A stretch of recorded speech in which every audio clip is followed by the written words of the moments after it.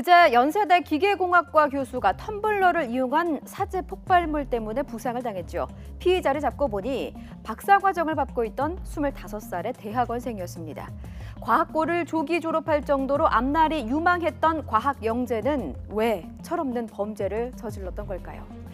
피의자 김 씨는 교수의 논문 지도 과정에서 심한 질책을 듣고 스트레스를 받았다고 합니다. 이 같은 반감은 교수를 다치게 해야겠다는 생각에 이르렀는데요.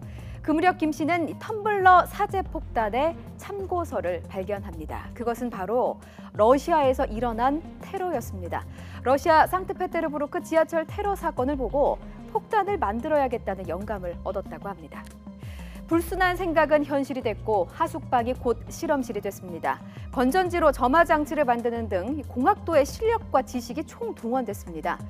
며칠 동안 범행을 망설이기도 했다고 합니다. 하지만 이내 결심을 굳히고 학교로 간 김 씨, 알리바이까지 마련하는 치밀함을 보였고요. 사제 폭발물을 교수 연구실 앞에 두고 온 뒤에 화학물이 묻은 장갑을 버리는 증거 인멸도 시도합니다. 한순간의 잘못된 판단으로 인생을 나락에 빠뜨린 25살의 공학도. 하숙집 주인은 그를 이렇게 기억합니다. 인사를 잘하고 예의가 바른 호감형이었다.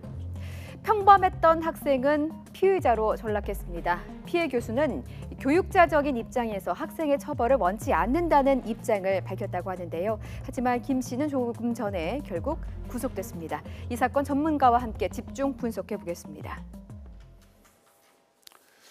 예, 박상용 변호사 나와 있습니다. 안녕하십니까. 예. 자, 연세대 텀블러 폭탄 사건 범행에 동기를 놓고 뭐 여러 가지 그동안 뭐 얘기가 많았었지 않습니까? 뭐 영어 그렇습니다. 성적 때문이다 이런 얘기도 있었는데 범행 동기가 조금씩 드러나는 것 같아요. 지금 경찰 오늘 중간 수사 결과 그 얘기는 그 지도 교수에게 꾸지람을 많이 들었다. 그래서 논문에 그 학회지에 논문을 내는데 아주 꾸지람을 많이 들어가지고 그에 대해서 뭐 보복하려고 하는 것이었다 이렇게 했는데요. 아직 이게 진술이거든요. 진술이기 때문에 지금 이제 오늘 영장이 발부돼 가지고 다시 보강 수사하고 또 검찰에 가서는 또 이 범행 동기가 바뀔 수 있다고 생각합니다. 왜냐하면은 이 교수도 내가 꾸지람을 했지만은 그렇게 내가 심한 꾸지람을 했다고 생각하지 않는다. 또 동료 그 학생들 얘기 들어보면은 이 사람이 대인 관계가 원만하고 또 가족과의 소통도 잘 했다는 거거든요. 이 꾸지람 이유만으로 이 범행을 저질렀다. 이해가 안 된다는 그 주변 사람들 얘기가 많기 때문에 좀 더 조사를 해야 할 것 같습니다. 조금 전에 오늘 그 영장실질심사 받고 법원에서 영장이 발부가 돼서 구속이 됐어요. 그렇습니다. 법원에서도 범행의 의심이 가능하고 도망갈 우려가 있다고 해서 법원이 구속영장을 발부했는데 지금 뭐 범행 동기 지금 말씀을 해주셨습니다만은 연구 지도 과정에서 교수는 특별한 욕설이 없었다고 주장하는 그런 상황 아니겠습니까? 그런데 결국은 굉장히 그 살상이 가능한 그런 폭탄을 만들어서 어떤 뭐 본인은 뭐 살해할 의도는 없었다, 다치게 할 생각이었다 이렇게 얘기를 한 거 아니겠습니까? 좀 앞뒤가 잘 맞지 않는 것 같아요. 그래서 아마 경찰에서 이 죄를 뭘로 할 것인가, 이 폭발물 사용죄로 하면은 7년 이상 징역입니다. 아주 중형이죠. 그래서 이 폭발물 지금 이 대학원생이 만든 이 폭발물이 형법상에 7년 이상의 중형을 할 정도의 폭발물에 해당하냐 안 하냐, 위력을 갖추고 있느냐, 이 부분은 국가수에서 위력 그 감정을 통해 가지고 결정될 것으로 알고 있습니다.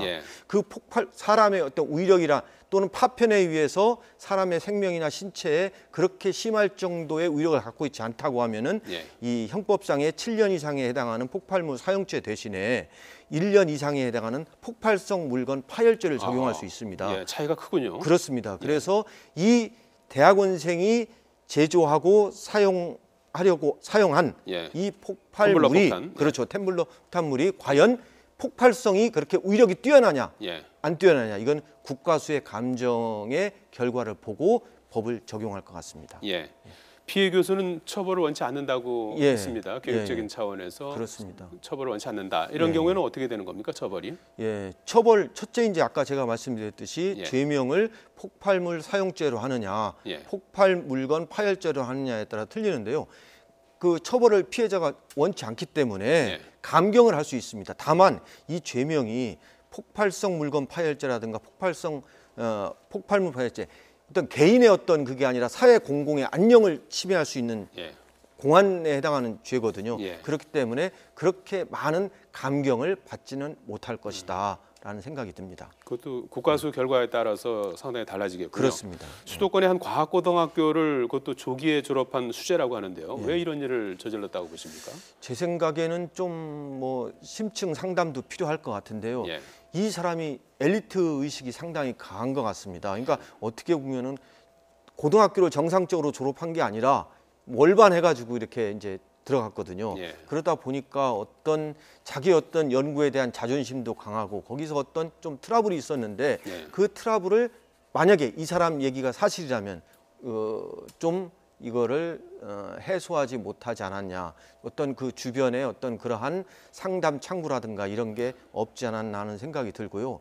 이 폭발물, 사제 폭발물을 갖다가 제조했다는 것은 예. 자기가 어떤 기계공학도로서의 예. 어떤 그러한 과시욕 이런 것도 있지 않았을까. 예. 사회적 이목 집중하려는 그러한 것도 있었다고 생각합니다. 예.